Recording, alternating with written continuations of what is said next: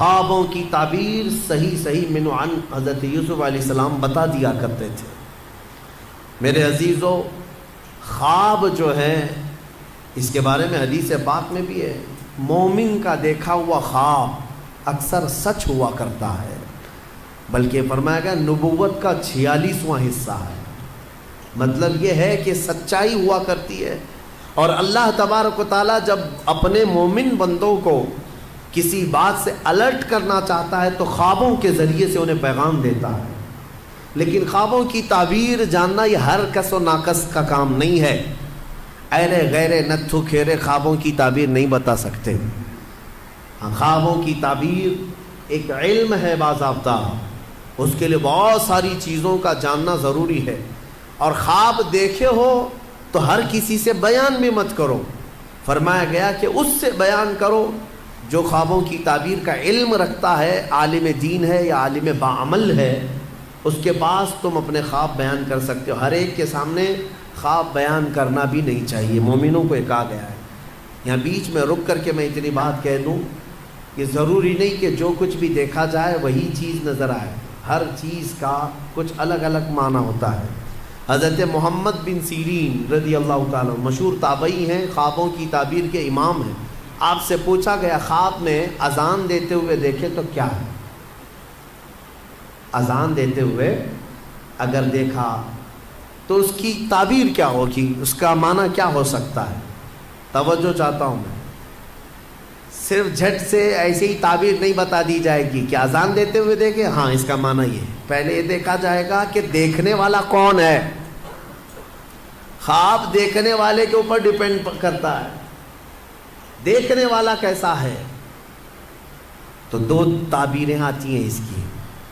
اگر دیکھنے والا شریف آدمی ہے، نیک آدمی ہے، تو اس کا مطلب یہ ہے کہ عنقریب وہ حج پر جائے گا۔ اذان دیتے ہوئے دیکھا یا سنا، اور وہ بھی قرآن کی آیت سے انہوں نے ثابت کیا، وَأَذِّن فِي النَّاسِ بِالْحَجِّ۔ اذان دیتے ہوئے اگر نیک آدمی نے دیکھا، پابند صوم و صلاۃ ہے، تو اس کا معنی ہے کہ وہ حج پر جائے گا۔ اور اگر فاسق و فاجر ہے، بے عمل ہے، اس نے دیکھا اذان دیتے ہوئے، تو اس کا معنی یہ ہے کہ عنقریب وہ چوری میں پکڑا جائے گا۔ زمین آسمان کا فرق ہے تعبیروں میں، ایک ہی اذان ہے، دیکھنے والے کے اوپر ڈیپینڈ کرتا ہے۔ ایک حج پہ جا رہا ہے اور ایک جیل جا رہا ہے، چوری میں پکڑا جائے گا۔ اس کو بھی انہوں نے قرآن کی آیت سے ثابت کیا، فَأَذَّنَ مُؤَذِّنٌ أَيَّتُهَا الْعِيرُ إِنَّكُمْ لَسَارِقُونَ۔ قرآن پاک میں یہ دونوں جگہ پر اذان کا لفظ آیا۔ اسی طرح سے ایک اور بات میں عرض کر دوں، حضرت زبیدہ خاتون جو خلیفہ ہارون رشید کی بیوی ہیں، انہوں نے ایک رات خواب دیکھا تھا، بہت بھیانک خواب دیکھا۔ بہت سارے مرد مل کر کے ان کی عزت لوٹ رہے تھے، عصمت دری کر رہے تھے۔ وہ ڈر گئی صبح اٹھ کر کے۔ یہ وہی زمانہ ہے جب حضرت محمد بن سیرین موجود تھے۔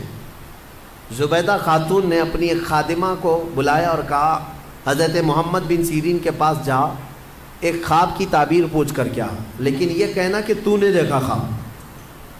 عیب ہے نا، بادشاہ کی بیوی اگر ایسا خواب دیکھی ہے تو شرمندگی کی بات ہے کہ کیا کیا دیکھتی ہے خواب میں، لوگ باتیں بنائیں۔ تو خادمہ سے کہا کہنا کہ تو نے دیکھا۔ وہ گئی خادمہ اور جا کر کے حضرت محمد بن سیرین سے کہتی ہے کہ حضور کل رات میں نے ایک بھیانک خواب دیکھا ہے۔ کہا کیا دیکھا؟ کہا بہت سارے مرد مل کر میری عزت لوٹ رہے تھے، عصمت دری کر رہے تھے۔ تو حضرت محمد بن سیرین نے خواب پورا سننے کے بعد پوچھا تو کیا کرتی ہے؟ تو کیا کرتی ہے؟ تو اس نے کہا میں کنیز ہوں، دربار کی کنیز ہوں، خادمہ ہوں۔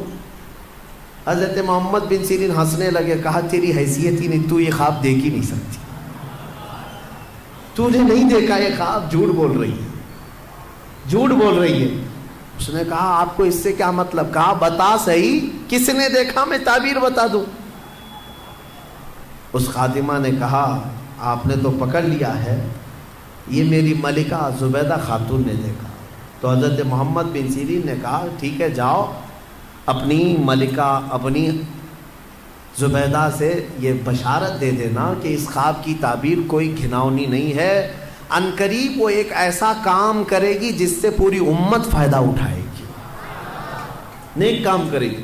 اور اس خواب کی تعبیر ہی ہے کہ زبیدہ خاتون نے دریائے دجلہ سے لے کر عرفات کے میدان تک ایک نہر بنائی حاجیوں کے پانی پینے کے لیے۔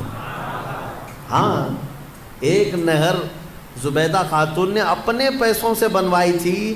حاجی عرفات کے میدان میں بڑے پیاسے ہوتے تھے، وہاں پانی کا انتظام نہیں، تو اس نے پانی کا انتظام کروایا، اور وہ نہر زبیدہ کی باقیات اور آثار آج بھی موجود ہیں مکہ میں، آج بھی ہیں۔ اور جانتے ہیں اس نہر سے 1200 سال تک حاجی پانی پیا کرتے تھے۔ تو ایک امت، بہت بڑی امت نے نفع اٹھایا۔ تو خواب کا مطلب یہ نہیں ہے کہ جو دیکھا وہی ہو جائے گا۔ کبھی کبھار موت کی تعبیر زندگی سے ہے، کسی کے انتقال کی تعبیر اس کی زندگی سے کی جاتی ہے۔ بہرحال حضرت یوسف علیہ السلام کا یہ معجزہ بھی تھا، خوابوں کی تعبیر آپ بیان کرتے ہیں۔ ان دونوں کی تعبیر بیان کی آپ نے، وہ دونوں صحیح نکلے، لیکن ہوا یہ کہ جو آزاد ہوا بندہ وہ باہر آیا، موج مستی میں بھول گیا، یوسف علیہ السلام کی بات عزیز مصر تک پہنچانا بھول گیا۔ قرآن کہتا ہے فَأَنْسَاهُ الشَّيْطَانُ، شیطان اس کو بھلوا دیا، اور اس پر اور 7 سال گزر گئے۔ یوسف علیہ السلام کے 14 سال جیل کے، 14 سال قید کے۔ پھر ایک وقت ایسا آیا کہ جو مصر کا بادشاہ تھا اسی نے خواب دیکھا، اس نے ایک عجیب و غریب خواب دیکھا، وہ پریشان تھا۔ دوسرے دن صبح اٹھا، سارے نجومیوں کو جمع کیا اور سب کو جمع کر کے کہنے لگا وقال الملك انی ارى 7 بقرات سمان یاکلهن 7 عجاف و7 سنبلات خضر واخر یابسات۔ کہتا ہے کہ کل میں نے عجیب و غریب خواب دیکھا ہے، 7 بھینسیں موٹی تازی اچھی خاصی 7 بھینسیں دیکھا، اور پھر 7 گھاس کے جو اوٹ ہوتے ہیں، 7 ہری ہری گھاسوں کے اوٹ تھے، اور پھر 7 سوکھی گھاسوں کے اوٹ۔ اس کا مطلب کیا ہے؟ کیا ہو سکتا ہے؟ ہاں، بادشاہ کے دربار میں چاپلوس بہت سارے ہوتے ہیں، اٹکل پچھو مارتے رہتے ہیں، ادھر کا ہو سکتا ہے ادھر کا ہو سکتا ہے، لیکن بادشاہ کو کوئی بات جمی نہیں، یہ بھی نہیں سمجھ میں آ رہا، یہ بھی نہیں سمجھ میں۔ اس دربار میں وہ جیل سے چھوٹا ہوا آدمی موجود تھا، اس کو یاد آ گیا کہ جیل میں ایک شخص ہے جو خوابوں کی تعبیر بتاتا ہے۔ بادشاہ سے کہا جیل میں یوسف نام کا ایک جوان ہے جو پچھلے 14 سال سے قید میں ہے، اور اس نے مجھے پیغام بھی بھیجا تھا آپ کے نام، میں بھول گیا، اور وہ خوابوں کی صحیح تعبیر بتاتا ہے۔ پچھلے کسی عزیز مصر نے اسے قید کر دیا تھا، تو بادشاہ نے حکم دیا کہ یوسف علیہ السلام کو آزاد کیا جائے اور انہیں لایا جائے۔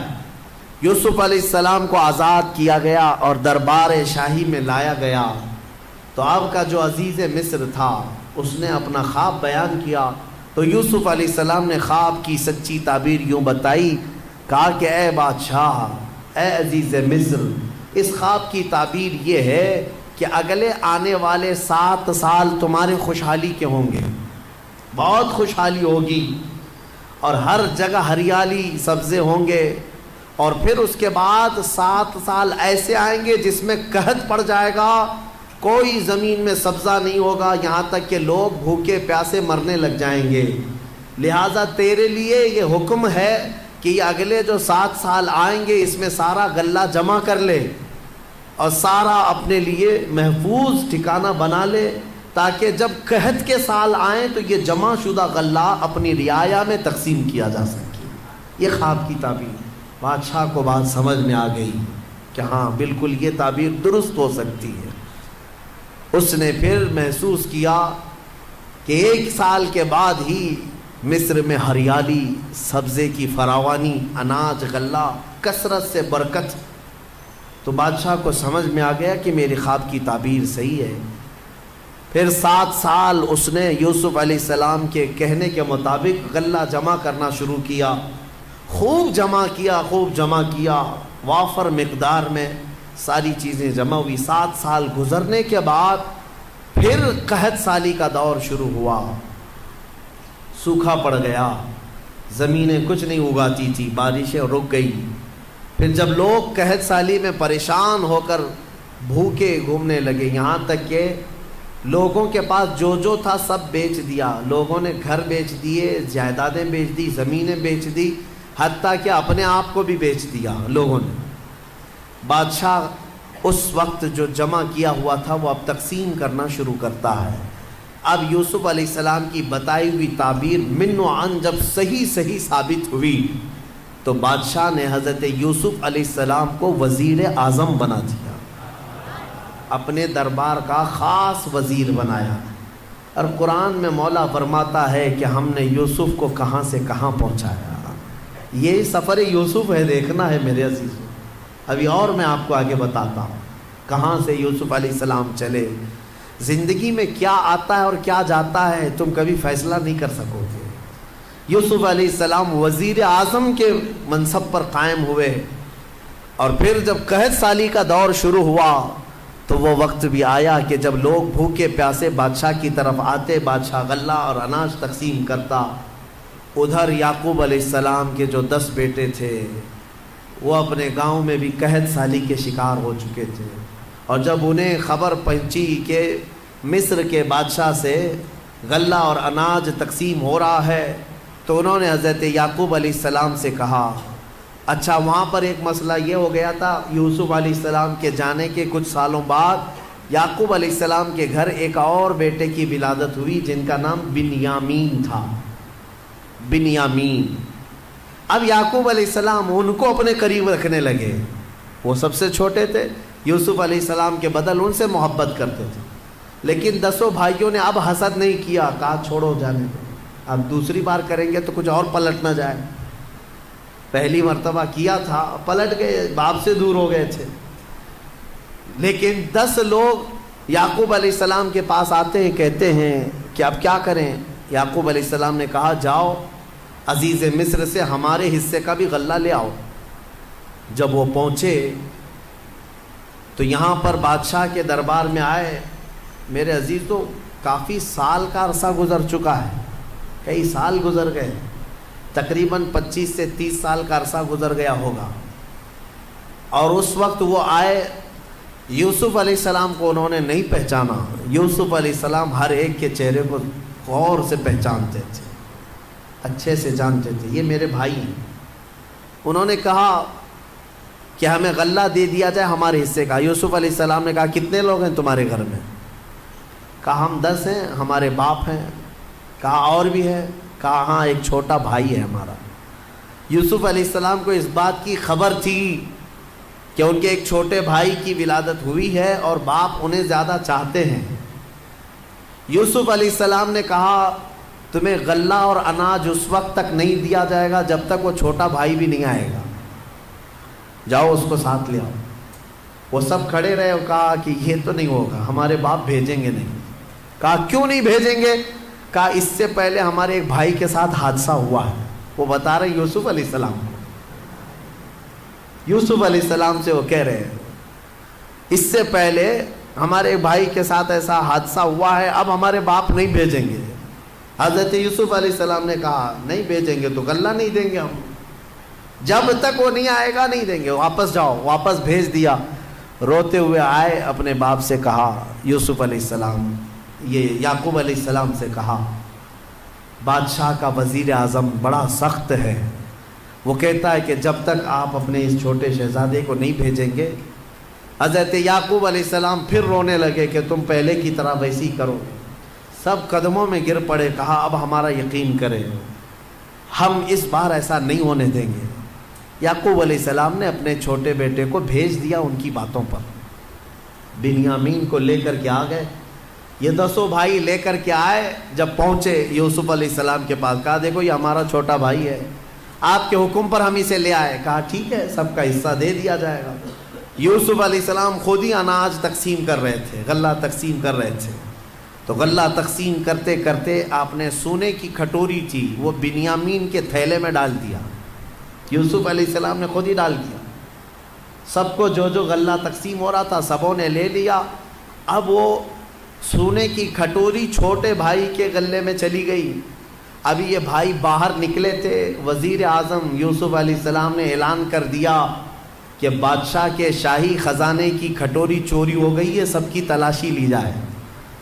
سب کو روک دیا گیا, ناکہ بندی ہو گئی. اب تلاشی لینے لگے سپاہی, تو یہ 10 اور 11 بنیامین, ان کی تھیلی میں وہ کھٹوری مل گئی. سپاہی پکڑ کر کے لائے, یوسف علیہ السلام کے پاس پیش کیا کہ ان کی تھیلی میں یہ کھٹوری تھی. یوسف علیہ السلام نے ان کو پکڑ لیا اور کہا تم جا سکتے ہو, یہ نہیں جا سکتا. وہ رونے لگ گئے.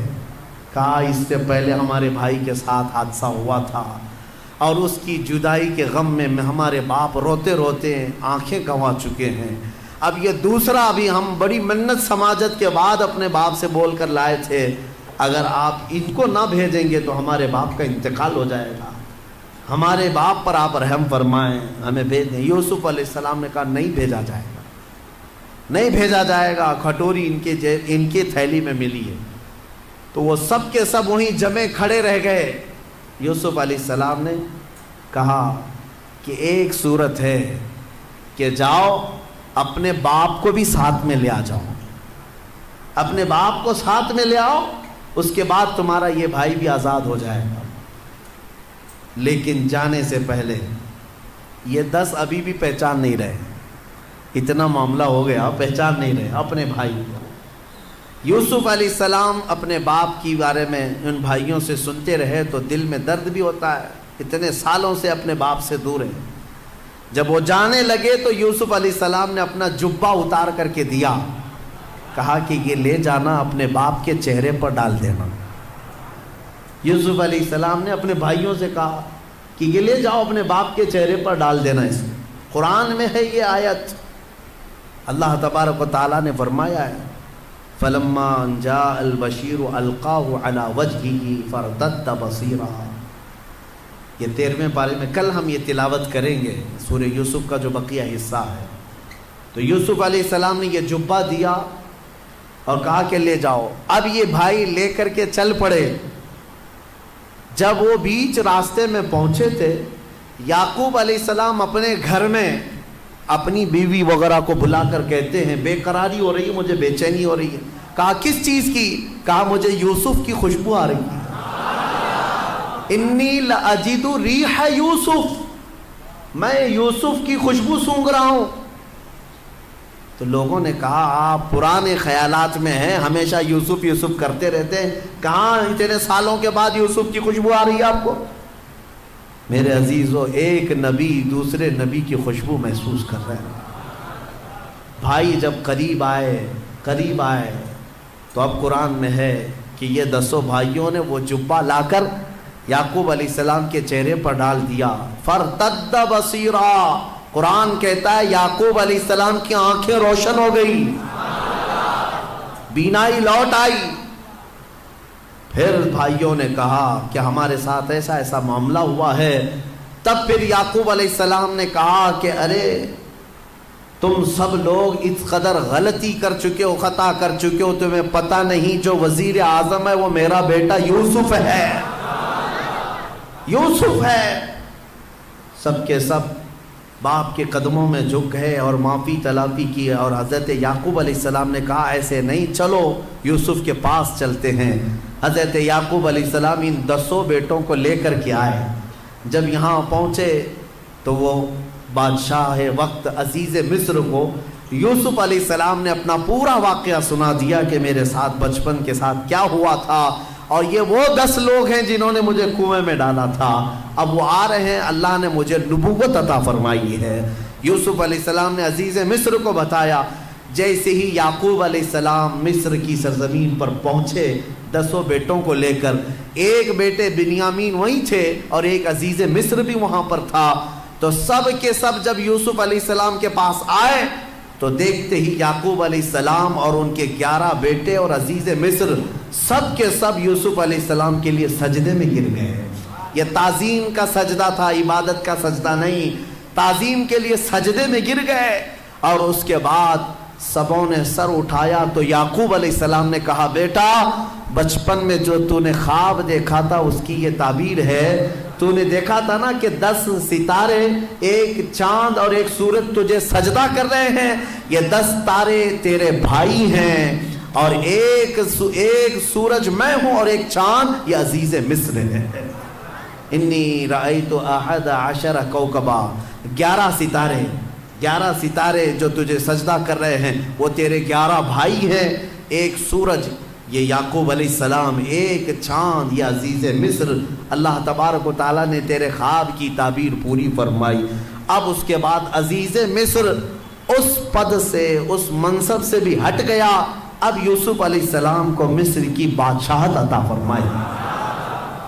कहाँ से निकले थे? सफ़र यूसुफ को याद करो। ये रब तबारक व तआला की हिकमत के फैसले हैं।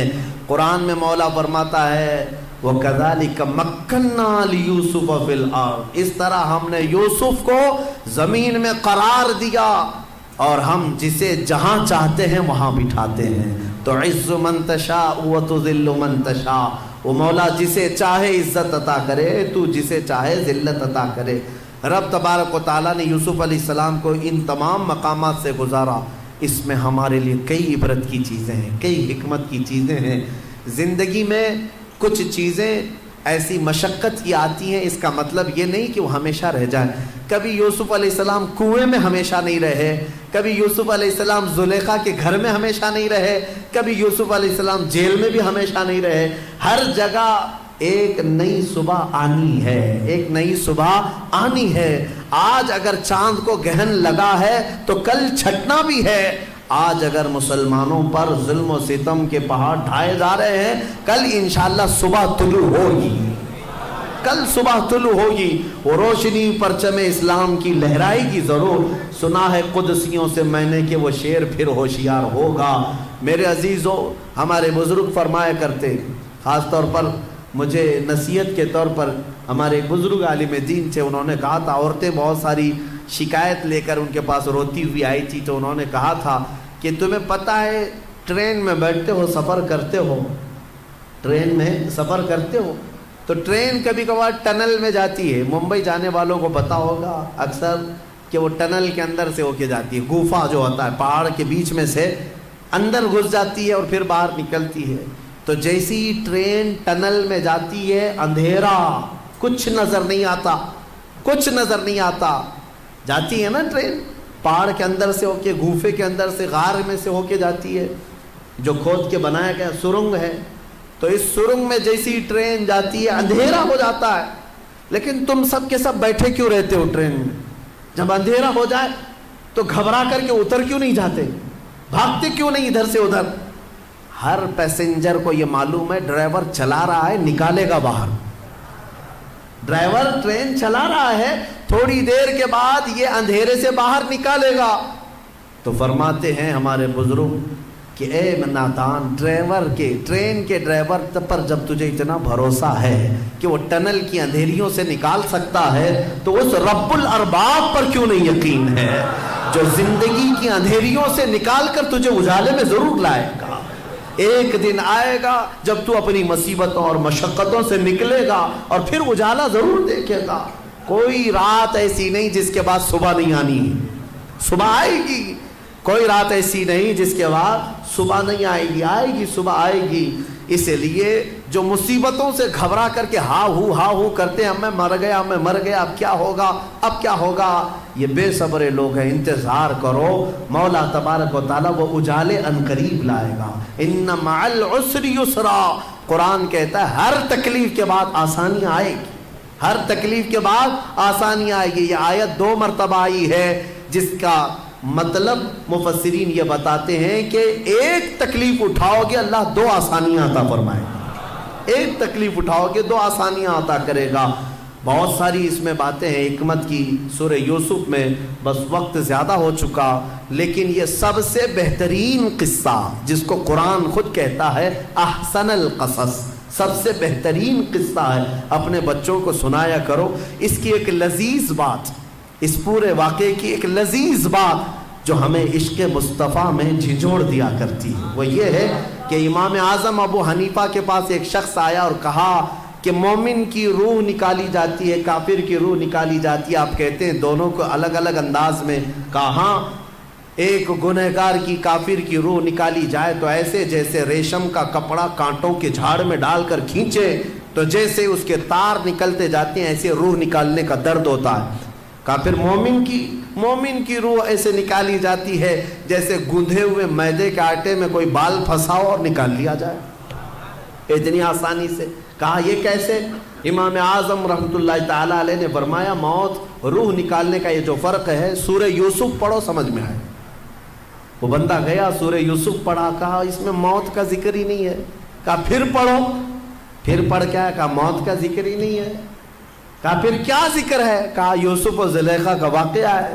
کہا تو نے یہ تو پڑھا کہ زلیخا نے عورتوں کو بلایا، دعوت کیا تھا؟ کہا ہاں پڑھا ہے۔ کیا کیا؟ کہا سبوں کے ہاتھ میں چھری دی اور لیمو دیا۔ کہا پھر کیا کیا؟ کہا یوسف کو بلایا اور کاٹنے کا کہا۔ کہا پھر کیا ہوا؟ عورتوں نے لیمو نہیں کاٹا، لیمو گر گیا، انگلیاں کاٹ لی۔ امام نے پوچھا کاٹی یا کٹ گئی؟ کاٹی یا کٹ گئی؟ کہا کٹ گئی۔ کہا کیوں؟ انہیں پتہ ہی نہیں تھا، اس لیے کہ جان بوجھ کر کے تو کوئی نہیں کاٹ سکتا، جان بوجھ کر کے کوئی نہیں کاٹ سکتا، وہ یوسف کو دیکھنے میں مشغول تھی، کٹ گئی۔ امام اعظم نے کہا میں اسی سے یہ تفسیر اخذ کرتا ہوں کہ مومن کی جب روح نکلنے والی ہوتی ہے تو اس کے سرہانے میرے آقا تشریف لاتے ہیں۔ ارے جمال یوسف دیکھ کر کے انگلیاں کٹنے کا درد نہیں ہوتا تو جمال محمد دیکھ کر کے روح نکلنے کا درد کیسے ہوگا؟ ہاں، حضور کا دیدار کرتا رہے گا اور ادھر روح نکلتی رہے گی۔ یہی تو ایک مومن کی طلب بھی ہونی چاہیے، طرب بھی ہونی چاہیے۔ اے سنی مسلمانوں، یہی دعا کر کے جاؤ کہ جب دم واپسی ہو میری، یعنی دنیا سے جانے کا وقت آئے، میرے آقا میرے سرانے تشریف لائے۔ اگر آپ کا دیدار ہوتا رہے اور روح نکلتی رہے، احساس نہیں ہوگا۔ عزیزان گرامی، حضور پاک صلی اللہ تعالی علیہ وسلم کو دیکھ کر کے روح نکلنے کا درد ختم ہو جاتا ہے۔ ایک جملہ میں نے بیچ میں کہا، آپ نے نوٹ کر لیا ہوگا کہ یوسف علیہ السلام کا حسن دیکھ کر کے عورتوں نے انگلیاں کاٹ لی نہیں، کٹ گئی۔ کاٹ کون سکتا ہے؟ کٹ گئی۔ ارے جان بوجھ کر کے تھوڑی نہ کاٹی، بلکہ دیکھتے دیکھتے کٹ گئی۔ یہ مصر کی عورتوں کا معاملہ ہے، لیکن اس جگہ اگر محمد عربی صلی اللہ علیہ وسلم آئیں تو اعلیٰ حضرت فرماتے ہیں ہوش میں رہ کر کے بھی عورتیں نہیں، مرد کٹ نہیں۔ اگر چاہیں مرد تو حضور کے صرف نام پر اپنی گردن کٹا سکتے ہیں۔ حسن یوسف پہ کٹی مصر میں انگشت زنا، یا رسول اللہ سر کٹاتے ہیں تیرے نام پہ مردان عرب۔ وہاں حسن کو دیکھ کر انگلیاں کٹی تھی، یا رسول اللہ یہاں صرف نام پہ گردن کٹا جاتے ہیں۔ یہ حضور کے حسن کی بات ہی کچھ اور ہے۔ اللہ اسی حسن کے جلوے میں ہماری پوری زندگی عطا فرمائے۔ وآخر دعوانا الحمدللہ رب العالمین۔